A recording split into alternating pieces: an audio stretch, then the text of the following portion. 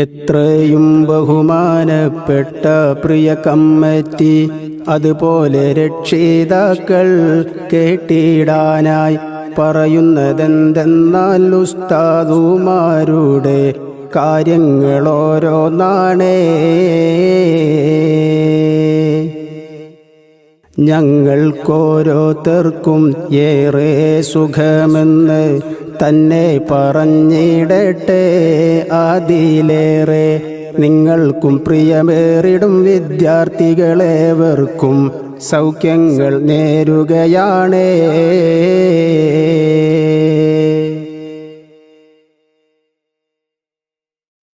Covid താണ്ഡവമാടുന്നൊരു കാലത്ത് കാര്യങ്ങൾ നൂറുണ്ട് പറയാനി നേരത്ത്.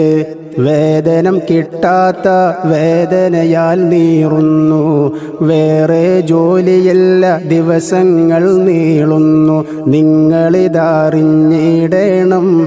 ഈ കാര്യങ്ങൾ ഓരോന്നായി കേട്ടിടണം.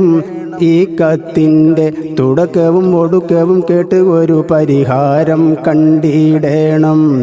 ഉസ്താദിനെ കൂടെ നിർത്തിയിടണം.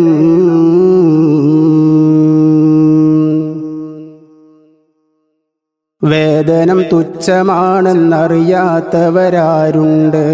കൃത്യമായി നൽകിയിടും മാനേജ്മെൻ്റുണ്ട്. ഭാഗികമായി നൽകും കമ്മിറ്റിക്കാരുണ്ട്. തീരെ നൽകിടാത്ത വമ്പന്മാരും ഉണ്ട്.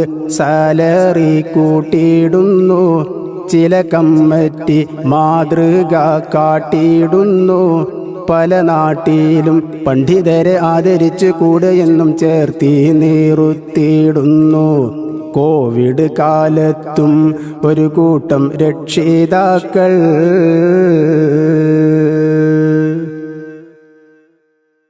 വീടിൻ പണി പാതി വഴിയിലെത്തിയവരുണ്ട്. വേറൊരു മാർഗമില്ല, അതുപോലെ നിൽപ്പുണ്ട്. വാടക വീട്ടിലായി കഴിയുന്നവരും ഉണ്ട്. ജോലിയിൽ നിന്നും ഒഴിവാക്കപ്പെട്ടവരുണ്ട്.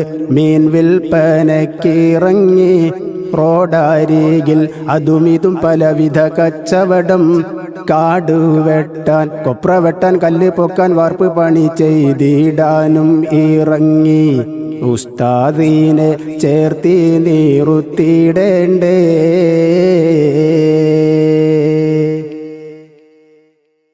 പ്രായം ഏറെയായ ഉസ്താദുമാരുണ്ട്. പ്രായമെത്തി നിൽക്കും പെൺമക്കളവർക്കുണ്ട്. പ്രവാസികൾ ദീനിന് എന്നും കരുത്താണ്. പാവം അവരിന്ന് ആകെയിരിപ്പാണ്.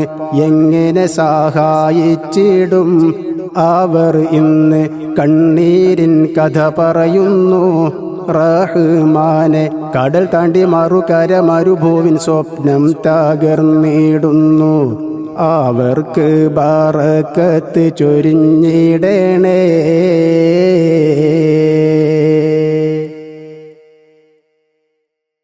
അലിഫെന്ന ഹർഫ് പഠിപ്പിച്ചൊരു ഉസ്താദാണ്.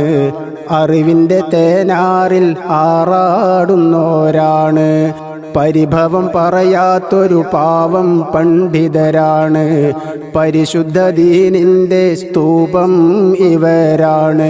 മുത്ത് റസൂൽ അരുളി, അൽ ഉലമാഉ വറസത്തുൽ അംബിയാഇ. ഈ തിരുവചനം അകതാരിൽ ഒരു വട്ടമല്ല പലവട്ടം ചിന്തിച്ചിടണം. കാര്യങ്ങളുടെ ഗൗരവം ഓർത്തിടണം.